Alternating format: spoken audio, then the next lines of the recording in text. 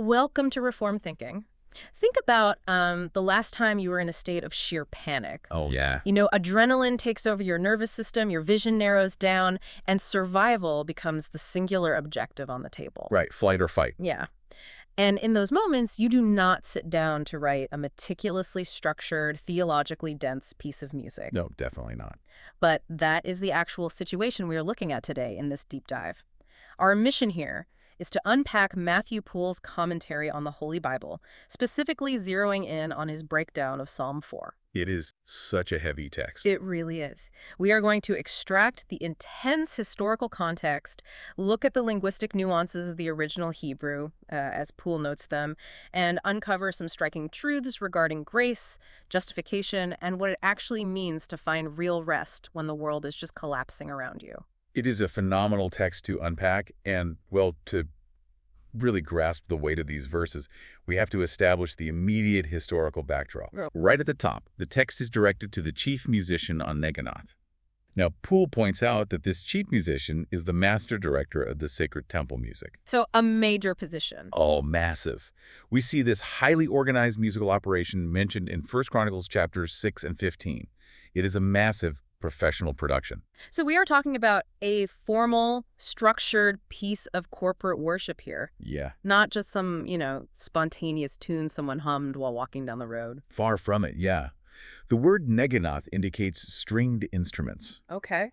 The Hebrew verb root here is niggin, which means to play an instrument with the hand. We see this concept in 1 Samuel chapter 16 when David plays his stringed instrument with his hand to soothe King Saul's troubled mind. Wow. Okay. So the music's deliberate, and it requires real skill in composition. Which, that sets up an incredible tension for what is happening here, because David is the author, but his current physical situation is a total nightmare. Yeah, it is dire. He is in severe distress. According to the historical accounts, he is either fleeing from the violent rebellion of his own son, Absalom, or he is running from the murderous rage of King Saul. Right. The stakes could not be higher. This is a literal cry for survival from a deposed, hunted man who has enemies breathing down his neck. And that physical reality, it changes how we read every single line. Because when you are hunted by your own son or your own king, your words become incredibly focused. Definitely. David is writing this while likely covered in the dirt of the wilderness, hiding in caves, just wondering if he will even survive the night. So let's look at his very first reaction. Having established this desperate physical situation, you would think he would ask for a sword. Or an army. Right, or an army. But instead, his opening words are a legal and theological plea to God. Yeah. He says, "Hear me when I call, O God of my righteousness." Now, I want to pause right here because this phrasing is fascinating. It really is. Because, when I think about going into a courtroom, I usually want the judge to look at my own flawless record. Right, you want to bring the receipts. Exactly. Spot on. I want to slide my pristine resume across the table and say, look at how good I am. Vindicate me based on my performance. Yeah, based on your own merit. But David seems to be doing something entirely different here. He is doing the complete opposite, actually.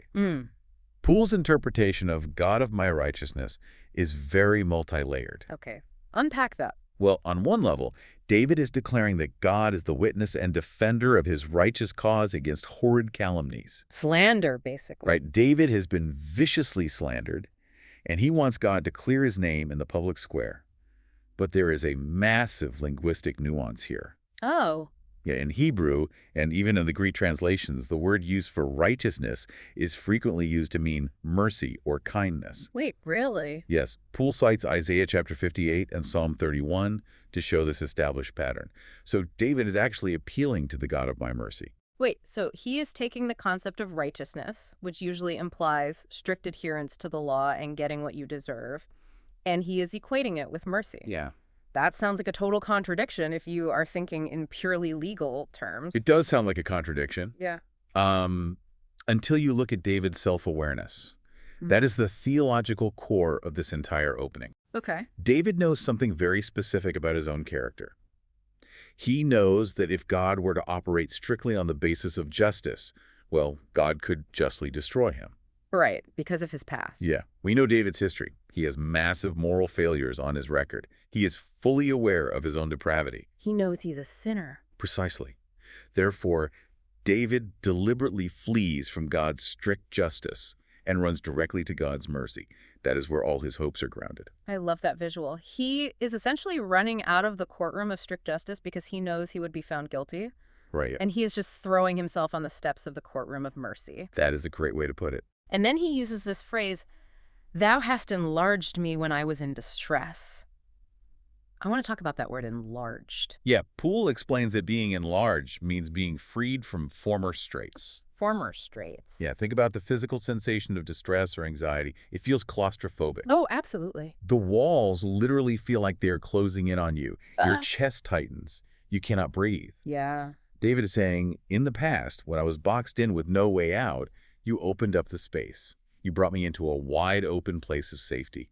Wow. He's actively using his past experiences of God's deliverance to strengthen his current faith. So he is building a case based on God's track record, not his own. Exactly. Which is a huge perspective shift for you listening right now. Think about it. When you face a crisis at work or a health scare or a breakdown in your family, what is your default move? It is usually panic. Right. Do you try to rely on your own pristine record, hoping you have done enough good deeds to earn a break from the universe? Yeah, we bargain. Or do you appeal to God as the source of your righteousness and mercy? Are you using those past moments where you were enlarged, where space was made for you in the middle of a crushing situation, to fuel your present confidence? It is a vital question to sit with, because once David secures that vertical relationship with God's mercy, he is then able to turn his attention horizontally to his human attackers. He has to deal with the people trying to kill him. Right. He is grounded enough to look his enemies in the eye. This brings us to the second phase of his thought, where he directly confronts what he calls the sons of men. Let's clarify who these sons of men actually are, because when I hear that phrase, it sounds like he is just talking about the general public. Yeah, everyday folks. Like maybe an angry mob of average citizens holding pitchforks. But reading Poole's breakdown, that does not seem accurate at all. No, it is a very specific demographic. Poole points out that this Hebrew phrase signifies princes, potentates, and the elite class. The elite? Yes. These are the powerful partisans aligning with Saul or Absalom. We are talking about the political insiders, the military generals, the people with immense social capital and structural weight. So David is looking right at the elite class who have orchestrated his downfall. Yeah. He is facing a high-level, coordinated coup. And he asks them a piercing question. He says, "How long will you turn my glory into shame?" There is a brutal psychology to the enemy's mockery here. Unpack that psychology for us. Well, the psychology is devastating. God had promised David high honor and royal majesty. He was the anointed king. Right. But look at his current reality. He is fleeing from caves to mountains. He is seeking refuge with foreign nations like the Philistines. He has been banished by his own son. It is a total reversal. It is. His enemies are looking at this humiliating contrast, and they are weaponizing it against him. They are pointing at him and saying, is this the man God favors? Look at him covered in dirt. Is this the effect of all his boasting about God's promises? So they are turning his divine calling into a public joke. Yeah. They are taking the very thing he values most, his relationship with God, and using his current suffering as proof that it is all fake. Yeah, it is incredibly cruel. And the text says they love vanity and seek after leasing. Leasing is an archaic word that we do not use anymore. Right. What does Poole say that means in this context? Leasing simply means lying. Just lying. Yeah. Poole notes that these enemies are pursuing vain courses, specifically their rebellion, with what looks like very promising probabilities of success. Because they have the power. They have the numbers, they have the military might, but they're relying on leasing, on a foundation of lies, to secure it. They're spreading horrid calumnies to make David odious to the public. I have to point out how incredibly modern this sounds. Oh, 100%. What we have here is a coordinated smear campaign by political elites using disinformation to completely destroy a leader's reputation. Yeah, a character assassination. They are controlling the narrative to make him radioactive to the general public. They are dealing in leasing. And, human nature has not moved an inch in 3,000 years. We see this all over the place today. Both left-wing and right-wing media machines, they all use these exact same tactics. Yes, the playbook never changes. We are not taking sides here, but it is just objectively true that spreading horrid calumnies to manipulate the public is a universal strategy. It is the exact same playbook. Yeah. And the way David responds to this high-level, coordinated smear campaign is brilliant. What does he do? Well, he does not launch a counter-PR campaign. He does not release a statement defending his own character or listing his past accomplishment. He does not hire a crisis manager. No. Instead, he points to a sovereign act of God that predates the entire conflict. Let's get into that, because this is where the theology gets really sharp. David says, "But know that the Lord has set apart him that is godly for himself." Yes. Walk us through Poole's commentary on this concept of being set apart, because this is not just about David getting a promotion, right? No, this is about a fundamental sovereign choice. God wonderfully separated David. He rejected the previous royal family, which was Saul's line. Right. Out of all the tribes of Israel, out of all the families, God called David by name. And think about who David was when that happened. He was a nobody. He was the youngest of his father's family. When the prophet Samuel came looking for a king, David was out tending sheep. They didn't even bring him to the dinner. Right. He was considered by his own father to be the most remote from any kind of honor. Yet, God set him apart. I want to stop on the phrase "him that is godly," because David is referring to himself here. The Lord hath set apart him that is godly. Yeah. On the surface, that sounds a bit arrogant. I mean, how does he square calling himself the godly one with his earlier admission that he is a sinner who deserves destruction and needs mercy? It is a paradox. It feels like he is talking out of both sides of his mouth, you know? It is a great tension to notice, and Poole addresses it directly. Okay. He clarifies that David is not speaking out of a vainglorious humor. He is not bragging. No, he is not patting himself on the back or claiming moral perfection. Rather, he is constrained by the vicious calumnies of his enemies to offer a just vindication. Okay, I see. His enemies are calling him a hypocrite and an impostor who only pretended to have religion for his own ambitious ends. So David is simply resting on the fact that God pronounced him a man after his own heart. Got it. But Poole adds a massive theological synthesis here. Him that is godly also means God's favorite. Meaning he is highly favored, but not because of his resume. Precisely. David was chosen and advanced not for any worth or merit of his own, but out of free grace and kindness. Free grace. God chose him freely. Yeah. Therefore, God will maintain the work of his own grace despite David's human frailties. David is secure, not because his behavior is flawless, but because God's choice is steadfast. So his security is rooted in this doctrine of election, in this free grace. Yes. And the verse says he was set apart for himself, meaning for God. Yes, for God's service and glory to fulfill his will. Poole draws a sharp contrast with King Saul here. While Saul had no regard for God's will, he minded only his own honor and advantage. He was driven by self-preservation. He was a politician. Right. But David, despite his massive flaws, is oriented toward God's glory. And because David's position is secured by God's sovereign choice, he then does something surprising. Very surprising. He turns around and issues a stern, almost pastoral warning to his treasonous enemies about their own internal passions. He says, "Stand in awe and sin not." Yeah, the ancient translators, and even the Apostle Paul, when he quotes this in Ephesians chapter 4, interpret stand in awe as be angry and sin not. Be angry. That is interesting. The original Hebrew word signifies a vehement commotion of the mind. It can mean intense grief, blinding fear, or raging anger. So David is acknowledging their emotional state. Yes. He knows they are furious. He is essentially saying, look, even if you potentates are angry that God preferred an obscure youngest son over you mighty nobles, you must not indulge that anger. He is warning them about the danger of indulgent passion. They cannot allow that vehement commotion of the mind to boil over into murmuring against God or active rebellion against David. Because unchecked passion leads to ruin. Always.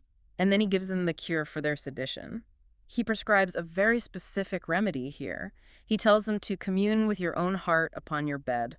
That is such a specific instruction. It is. Think about what happens late at night today when we are angry or anxious. Oh, we grab our phone? Yes, we grab our phones, we lie in bed, bathed in blue light, doom scrolling, reading opinions that validate our anger, winding ourselves up into a tighter and tighter knot. Just feeding the beast. Exactly. We let the noise of the crowd into our most private spaces.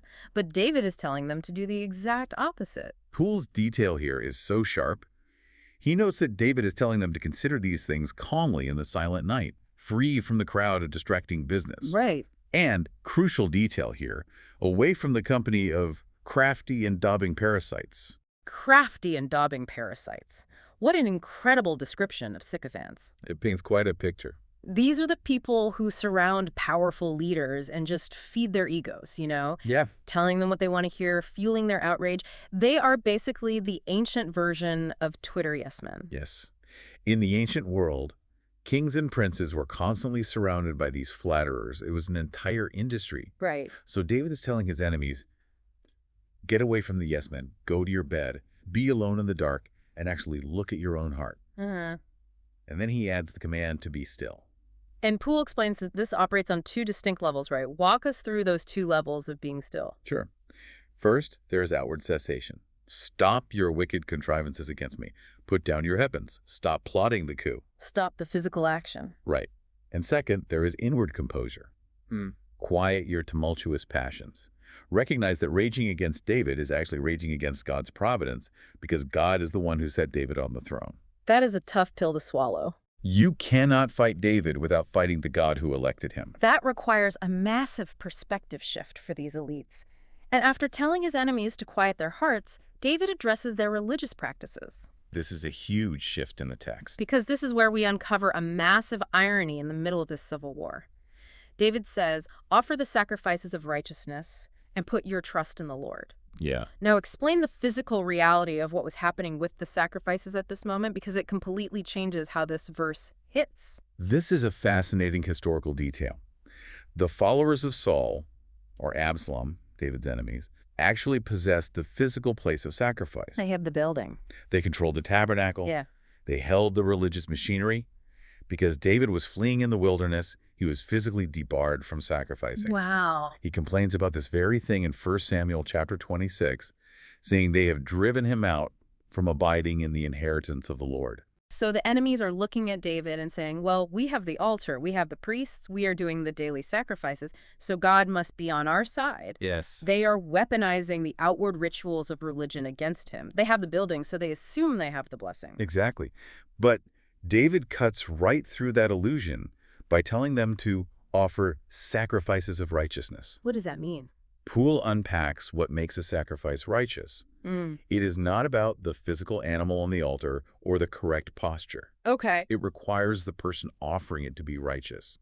They must do righteous things with an honest mind, with true repentance, and with faith. Faith and repentance. Right. Without those inward realities, all their outward rituals are entirely unprofitable. God holds them in no esteem. So it is the difference between going through the motions of religion and having actual communion with God. Precisely. Let's contrast the two camps here. The enemies gloried in their physical access to the sacrifices. They trusted what the scriptures call an arm of flesh. Right. They're massive numbers. Right. Their military might, their control of the institutions. But David, who is stripped of the physical tabernacle, stripped of his army, heavily outnumbered in the wilderness, is the one actually placing his trust in the unseen provision of the Lord. He does not have the building, but he has the reality that the building points to. That is good. He understands that true religion is a matter of the heart's posture toward God, not a geographical location. Consider where your own confidence lies today, listening to this. Is it in outward affiliations? Yeah. Is it in visible numbers, looking around and saying, well, my side has the most people, or we have the nicest building, so we must be right? Right. We confuse size with truth. Exactly. Or is your confidence placed in a quiet, repentant trust in God's unseen provision, even when you are stripped of all the outward markers of success? That tension leads naturally into David's next thought, because having addressed the leaders of the rebellion, he turns his attention to the general populace. The masses. Yes. He looks at the masses who are watching this civil conflict unfold, and they are asking a very pragmatic question about their own survival. He quotes them directly, doesn't he? He does. He says, there be many that say, who will show us any good? So who are these many people, or are they his enemies? Well, Poole suggests this could be David's own despairing followers who are exhausted and ready to give up. That makes sense. Or, more likely, it is the unconcerned body of the people. The civilians. Yeah, the average citizens who are caught in the middle of a war, they did not start.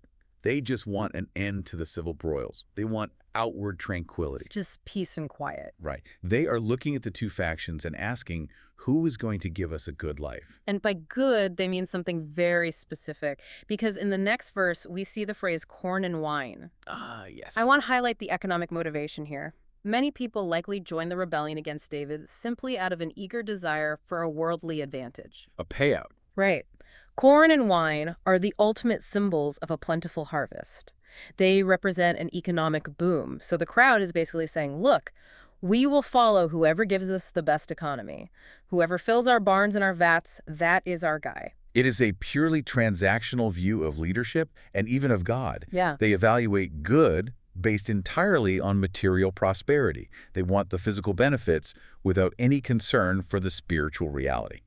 But look at David's superior request in the second half of that thought. He says, Lord, lift thou up the light of thy countenance upon us. It is a massive contrast. The light of thy countenance. It sounds really poetic, but what does it actually mean in practice for David standing out there in the wilderness? It means David wants the assurance of God's love. He wants God's favor and powerful assistance. Okay. He is basically saying you can have the corn and the wine, you can have the booming economy and the full barns. I just want to know that God is looking upon me with favor. And that leads to a massive difference in their internal states. Because he goes on to say, thou hast put gladness in my heart more than in the time that their corn and their wine increased. Right. So he is claiming to be happier losing everything than his enemies are when they have everything. This is inward gladness versus outward harvest. Explain that. Poole explains that no matter what happens to David's outward circumstances, even if he loses his kingdom and his life, he possesses unspeakable pleasure and full satisfaction in his soul right now. Even in the cave? Even in the cave. That gladness is derived entirely from the testimonies of God's love, not from his bank account or his pantry. I think about it this way. Imagine a person who has lost their job, their reputation has been unfairly dragged through the mud, and they are facing intense uncertainty. Yeah. Yet on a random Tuesday morning, they possess a more genuine, quiet joy in their soul than a billionaire who is currently experiencing the most profitable financial quarter. That is a great analogy. The billionaire has the corn and the wine, but their soul is incredibly anxious because they are constantly terrified of losing it. Always watching their back. Right. But the person who has lost everything but has the light of God's countenance, well, they possess a gladness that circumstances cannot touch. Because that gladness is not tied to variables. Corn and wine fluctuate. Harvests fail. Markets crash. Absolutely. But the light of God's countenance is constant. And because David possesses this superior inward spiritual gladness, it produces a very tangible physical result in his daily life. Which is? It allows him to do something that his enemies, for all their power and wealth, probably struggle to do. He can sleep. He can sleep. The final verse of the psalm says, I will both lay me down in peace and sleep. It is beautiful. Let's talk about the theology of sleep here. Yeah. We all know what it's like to lie in bed, staring at the ceiling, your mind racing through 100 different worst-case scenarios. Oh, the 3 a.m. doom spiral. Yeah, exactly. Insomnia is often a symptom of trying to control a world you cannot control. Poole draws out this contrast perfectly. Many lie on their beds and cannot sleep due to distracting cares. They are plotting their next move, or they are terrified of what their enemies will do tomorrow. They are managing the universe in their heads. Right. They are relying on their own strength, which means they have to stay awake to guard their own lives. You cannot sleep if you are your own savior. That is a heavy thought. But David, as soon as his head hits the ground, quietly composes himself and sleeps. Because he has both inward and outward peace. Outward safety, because he knows God is protecting him, and inward tranquility, because he is resting securely on God's promises and the conduct of his wise providence. Right. He does not have to stay awake to run the universe. The psalm ends with this phrase, For thou, Lord, only makest me dwell in safety. And Poole offers two really weighty linguistic readings of this conclusion that I want to unpack before we wrap up. Sure. What is the first way to read the word only here? The first reading connects only to God. David owes his safety entirely to God. He does not owe it to his own valor in battle. Not his military strategy. No, he does not owe it to his strategic wisdom. He does not even owe it to the courage of the loyal followers who stayed with him. God only, God alone, is the source of his safety. Which completely strips away any illusion of self-reliance. Completely. And what about the second reading? The second reading connects only to David's physical state.